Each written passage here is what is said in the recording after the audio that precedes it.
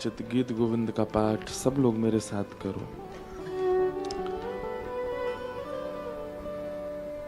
श्रित कमला कुच मंडल धृत कुंडल धृत कुंडल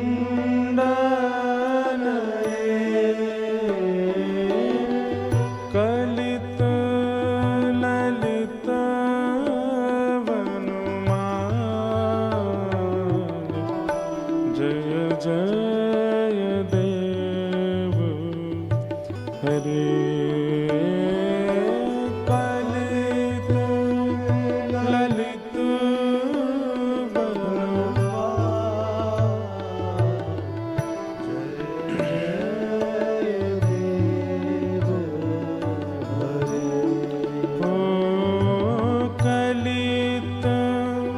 ललित वनमाल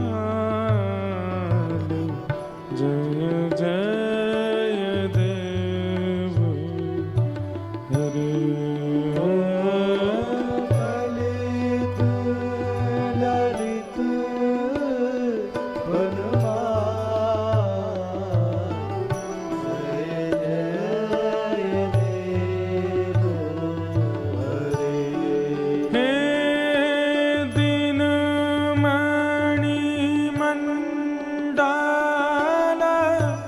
मंडन भवखंडन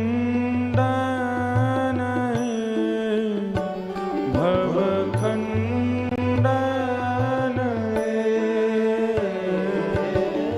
मुनिजन मानस हंस जय जय देव हरे।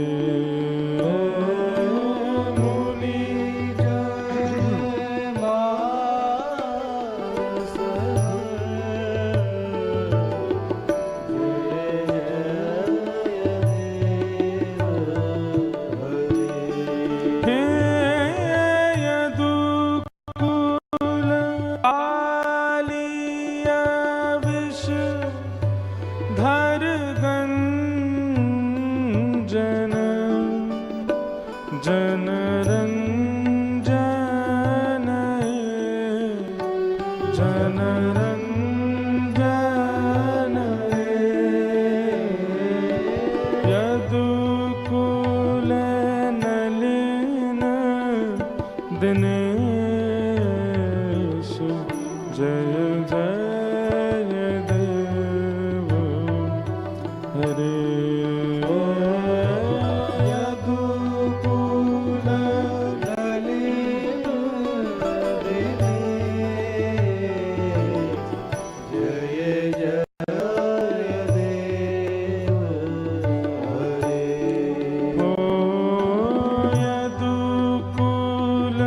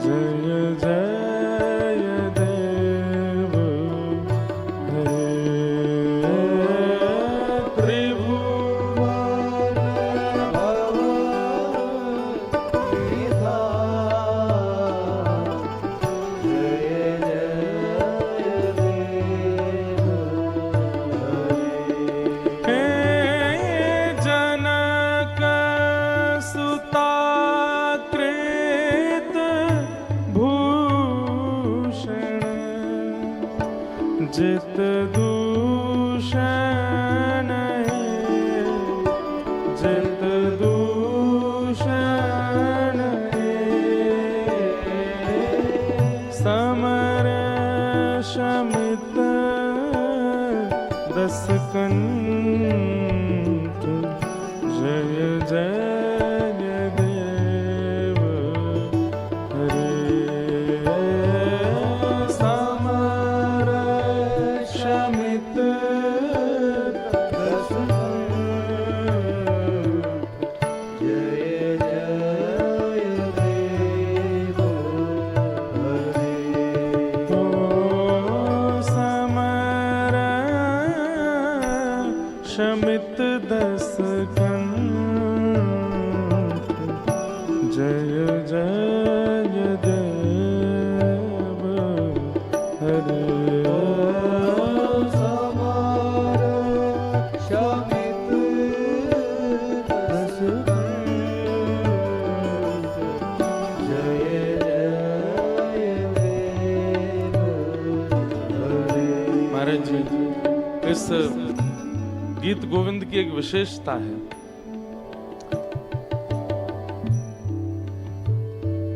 सबसे पहली बात तो जब आप बड़े भाव से इसको गाते हैं तो आपको कहीं ना कहीं ऐसा अनुभव होगा कि ठाकुर जी सुन रहे हैं। दूसरी बात, इस गीत गोविंद के हर पंक्ति में ये जय जय देव हरे जो शब्द है, कोई लेखक अपनी प्रशंसा क्यों करेगा? जयदेव महाप्रभु ने गीत गोविंद लिखा, वो अपनी जय क्यों कहेंगे? सोचने वाली बात है। तो ऐसा बताते हैं कि ये जय जय देव हरे, ये जयदेव महाप्रभु नहीं बोल रहे हैं। जयदेव महाप्रभु तो प्रारंभ की पंक्ति बोलते हैं, दूसरी आधी पंक्ति बोलते हैं, और उनके पंक्तियों से प्रसन्न होकर के श्री जगन्नाथ महाप्रभु बोलने लगते हैं जय जय देव हरे।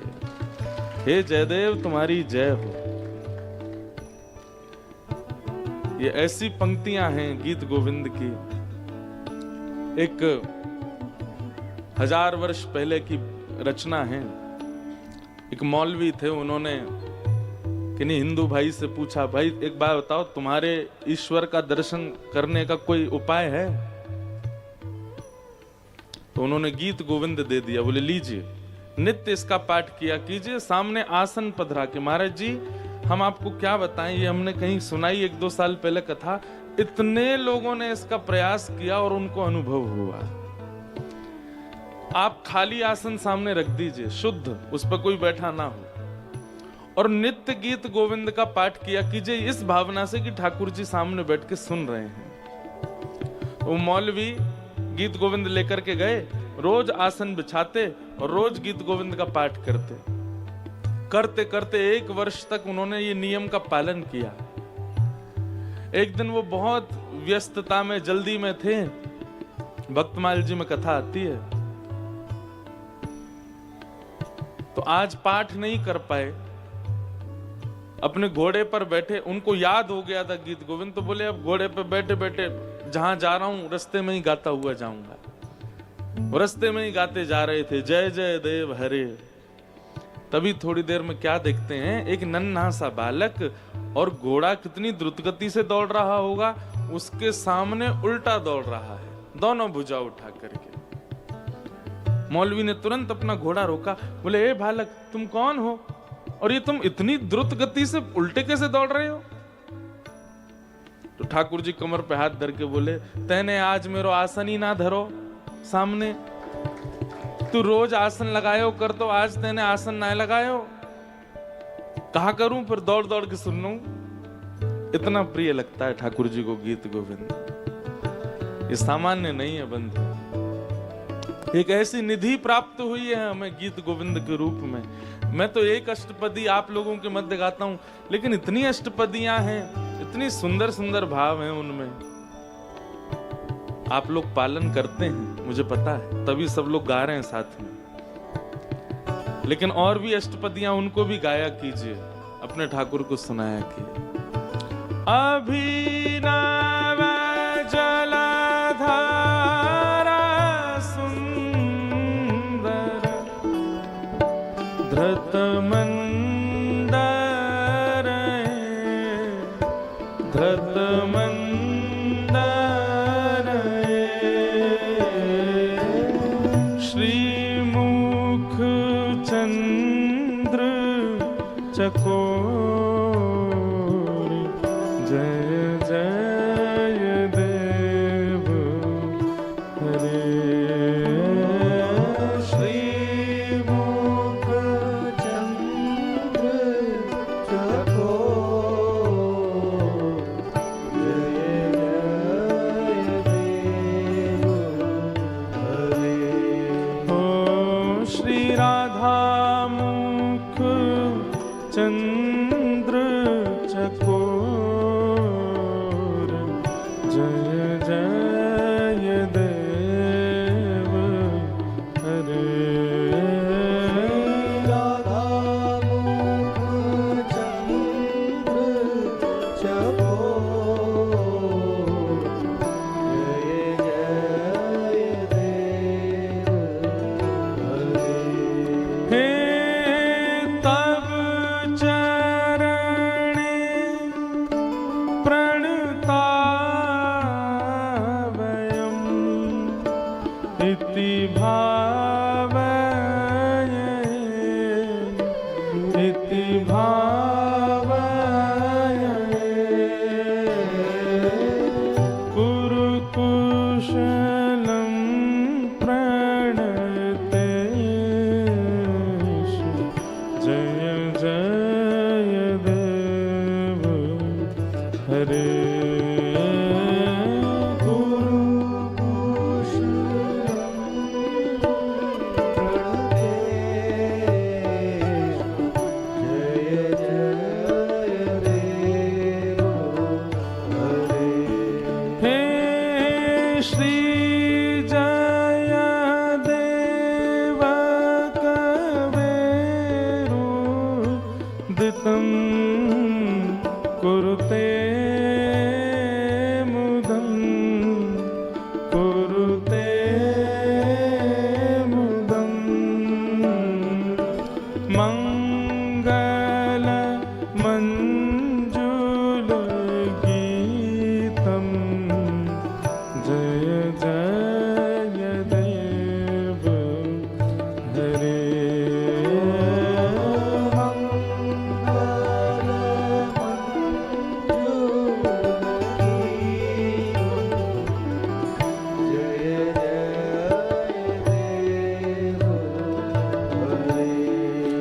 राधे कृष्ण हरि गोविंद गोपाला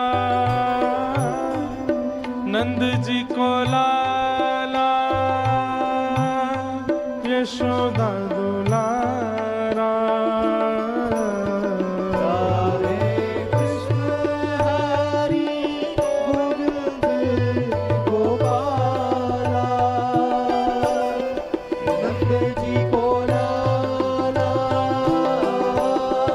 यशोदा दुलारा। हे राधे कृष्ण हरि गोविंद गोपाला नंद जी को लाला यशोदा दुलारा। राधे कृष्ण हरि गोविंद गोपाला नंद जी को लाला यशोदा दुलारा। जय जय देव हरि जय जय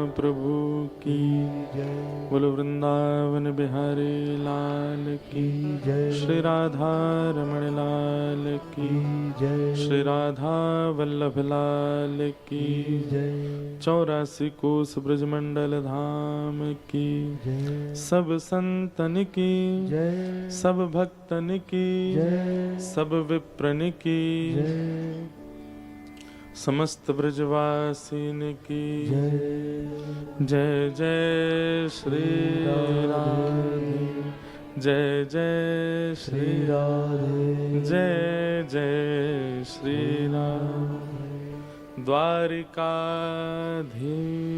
की जय। परम मंगल में परात्पर अखिलेश्वर अकारण करुणा वरुणालय भक्त वांछा कल्पतरु तड़िद्वत विनिंदा पिताम्बरधारी श्री बालकृष्ण लाल की शब्दमयी वाणीमयी प्रतिमूर्ति हम आप सबके मध्य में विराजमान श्रीमद् भागवत महापुराण मंच पर विराजमान समस्त विप्रवृंद समस्त गंधर्वजन एवं कृपापूर्ण सानिध्य आज पुनः प्रदान करने के लिए हमारे मध्य पधारे पूज्य श्री अनंतदास जी महाराज एवं आप सभी श्रोता भाई बंधु मातृशक्ति बालक मित्र सखा सबको जय श्री कृष्ण श्री कृष्ण जय सिया राम जय सिया राम जय श्रीमन नारायण जय श्री जय जय श्री राधे। ठाकुर जी की बड़ी महती कृपा भारत की राजधानी में हम आप सब लोग भागवत भागीरथी के मंगल प्रवाह में अवगाहन कर रहे हैं। नंद जी के लाला भयो है। हमारे पूज्य नाना जी बहुत सुंदर सुंदर भाव ब्रज की लीला के बताते थे। मैंने एक बार कही, नाना जी एक बात बताओ, ठाकुर जी ने जन्म लियो देव की वसुदेव के यहाँ। महाराज जी आपने दर्शन किए नाना जी के? अद्भुत भागवत के वक्ता और बड़े रसमय पक्ष में रहते थे। ऐसे ऐसे भाव सुनाते थे कि नेत्र सजल हो जाते थे सुनने वालों के। हमारे ब्रज के एक बड़े विशिष्ट संत पूज्य श्री रमन रीति वाले महाराज जी, उन्होंने एक बार नाना जी का कोई संवाद सुना घर पर ही, हमारे घर पे ही, और उसके बाद 3 दिन तक रोज गाड़ी भेजते, नाना जी को बुलवाते अपने आश्रम पे और खूब बैठ के सुनते। चौथे दिन हमारे नाना जी बिन बताए उनको बोले अब तो रोज को सो नियम बन गो जावे को। ब्रजवासी ऐसे अल्लड़ होते हैं, कहीं निकल गए, अब गाड़ी आ गई आश्रम से, सब ढूंढ रहे हैं कहाँ हैं।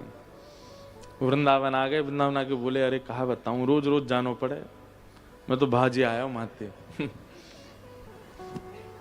तो वे कहते लाला ये सब ब्रजवासी ब्राह्मणन के आशीर्वाद सो भयो कि लाला को जन्म भयो देवकी वसुदेव के यहाँ, लेकिन आए ठाकुर जी नंद यशोदा के यहाँ। मैं नाना जी ऐसे कैसे भयो? तो कह रहे हैं नाना जी कि 80 वर्ष के है गए नंद बाबा, लेकिन लाला नाए भयो। तब कोई ने नंद बाबा ते कही बाबा तुम तो पुत्र कामेष्ठी यज्ञ करवाओ, तब तुम्हारे घर बालक होएगो। नंद बाबा ने सांडिल्य मुनि को संदेशो भेजो। सांडिल्य मुनि कौन? नंद बाबा के कुल पुरोहित। तो सांडिल्य मुनि तो बहुत व्यस्त थे, वे तो आ नहीं पाए। उनके स्थान पर उनके भांजे आए, और जैसे ही आए आकर के उन्होंने खूब आशीष दियो और फिर यज्ञ भयो। यमुना तट पर सबरे ब्रजवासी बैठे हैं, ब्राह्मण। नंद बाबा ने सबके हलवाई की व्यवस्था करी। ऐसा होवे जब कोई अनुष्ठान आदि करो तो सब जितने ब्राह्मण आएंगे सबके भोजन की व्यवस्था, उत्तम रहने की व्यवस्था, सब बहुत व्यवस्थित। हम लोग भी जहाँ भी कथा होती है तो हमारे रसोईया संग चलते हैं, बढ़िया सुंदर सुबह दोपहर शाम बढ़िया प्रसादी बनती है, लाल जी को भोग लगता है, चकाचक पाते हैं, तभी सबरे चकाचक से ही हैं। तो हम लोगों का कोई ऐसा तो है नहीं, भाग दौड़ घर से दूर रहते हैं तो चकाचक पाते हैं। तो ब्राह्मण सब सवेरे सवेरे उठे, स्नान ध्यान करके संध्या करके जैसे ही आए तो महाराज मथुरा के हलवाइयन ने बढ़िया कचौड़ी बनाई।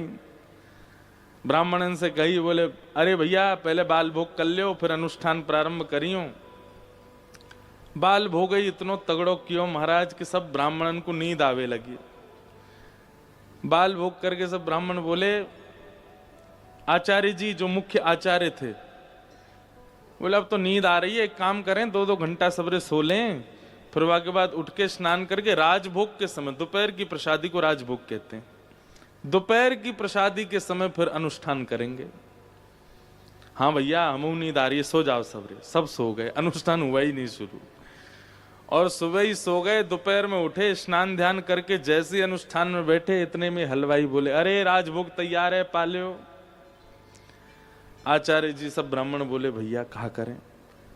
हलवाई बोले, ऐसा मत करो, हमने बहुत बढ़िया गड्ढे की सब्जी, दाल, पूड़ी, चावल सब बनाए हैं, एक एक पूड़ी तो पाए लो, फिर बैठ जाइए अनुष्ठान में। अब एक तो वो नाम की होती है, एक की जगह 2-3 तो पवे ही जाती हैं। सब ने खूब चकाचक फिर पा लियो, फिर नींद आने लगी।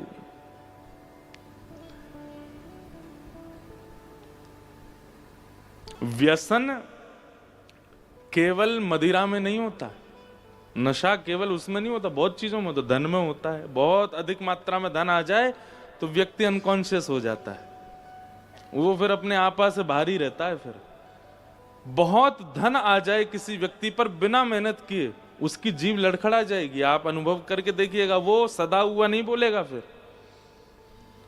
उसकी भाषा शैली बदल जाएगी। बहुत धन आ जाए किसी व्यक्ति पर, उसका बैठने का तरीका, उठने का तरीका, चलने की चाल बदल जाएगी। बदनाम बेचारे पीने वाले ही हैं, वो तो होने ही चाहिए बदनाम, पर नशा केवल उसमें नहीं होता, अतिशय धन में भी होता है, अतिशय मद में भी होता है। ये मदी है, धन का मद। ऐसे ही बहुत अन्न सेवन में भी मद होता है। ज्यादा पालो तो थोड़े आप अनकॉन्शियस जैसे हो जाओगे।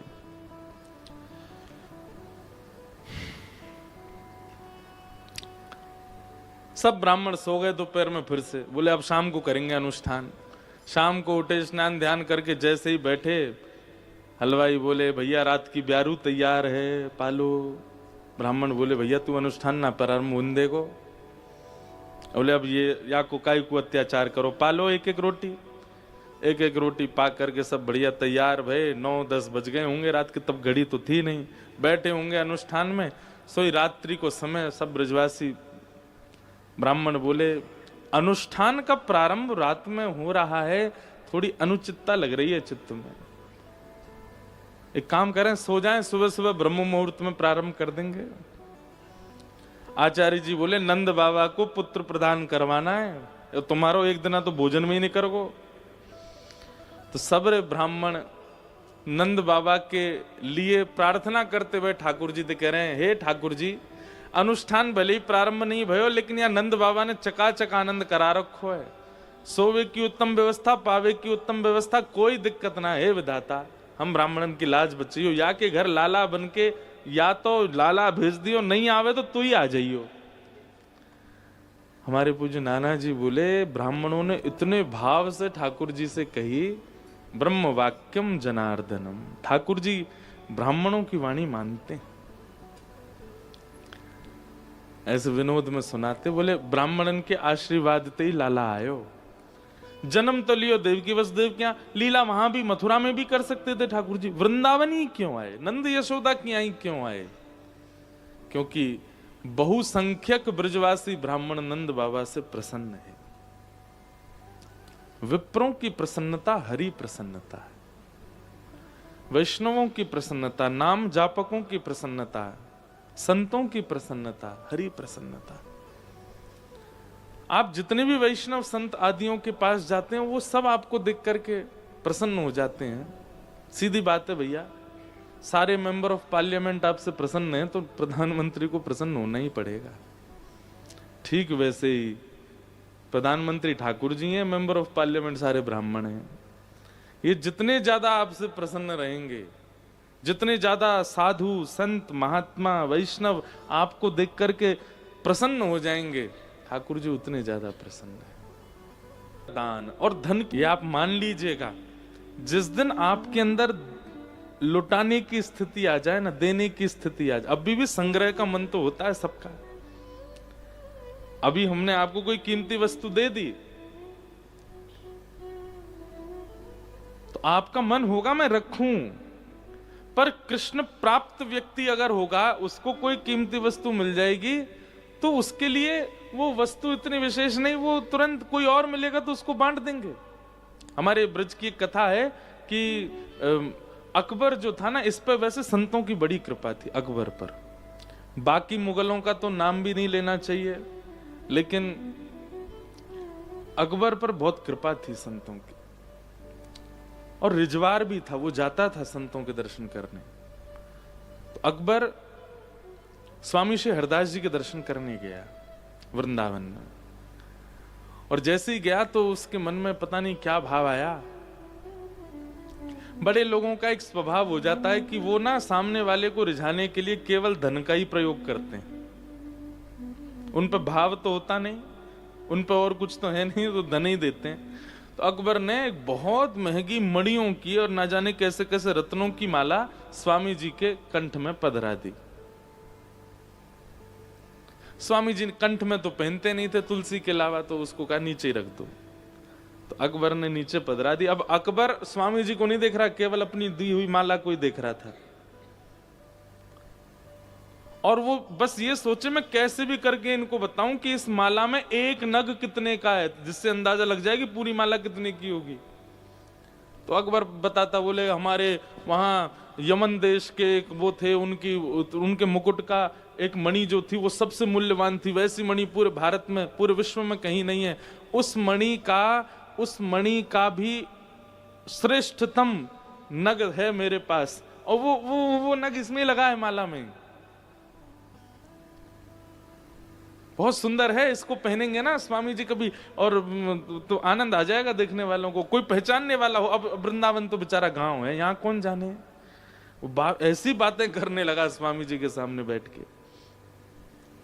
बोले लेकिन हाँ, हमारे दिल्ली से अगर कोई आया और उसने स्वामी जी के पास ये माला देख ली तो वो देख करके कहेगा कि भैया अद्भुत है। स्वामी जी समझ गए। इतने में ही एक वन में से हिरण निकल करके आया, स्वामी जी के पास आकर के बैठ गया। स्वामी जी तो जब स्वर लगाते थे ना, तो सारे पशु पक्षी आदि सब अपनी जगह स्तब्ध हो जाते थे, सब सुनते थे नेत्र बंद करके स्वामी जी को। तो हिरण आकर के स्वामी जी के पास बैठ गया। स्वामी जी हरिदास जी, जिन्होंने बिहारी जी को प्रकट किया वृंदावन में, प्रेम से उसको सहला रहे थे।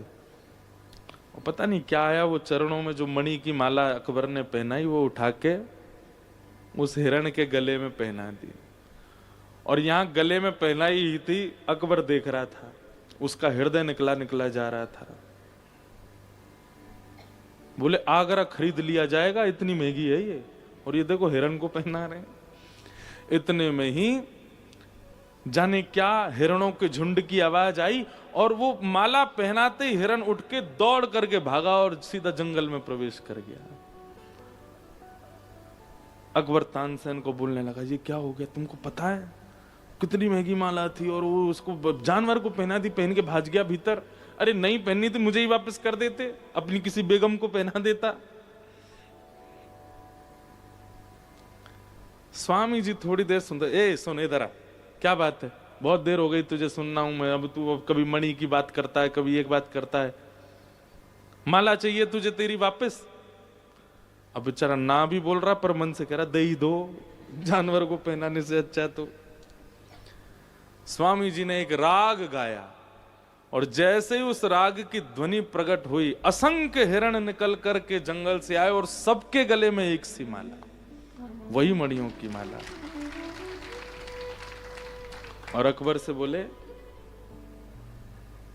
तुझे कसम है अपनी वाली लेके जाइयो, जो तैने पहनाई थी वही लेके जा, निकाल कौन से हिरन के गले में है। अकबर समझ गया भैया ये कोई फकीर नहीं है, ये कोई ऐसी राह चलते कोई जादूगर नहीं है, कोई चमत्कारी महापुरुष नहीं है, ये साक्षात प्रिया प्रियतम को लाड़ लड़ाने वाली हमारी श्री ललिता जी के अवतार स्वामी श्री हरदास जी महाराज हैं। कान पकड़ लिए, बोले क्षमा कर दें भगवान, अब नहीं ऐसी बात होगी।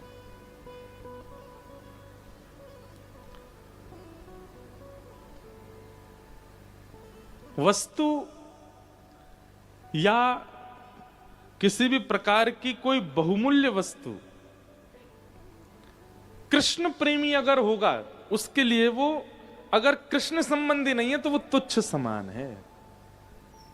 और क्षमा कीजिए, आपके चित्त में अगर ऐसी भावना अभी तक नहीं आई, और मुझे पता है नहीं ही आई होगी, तो अभी आप ठाकुर जी के प्रेमी हुए नहीं है।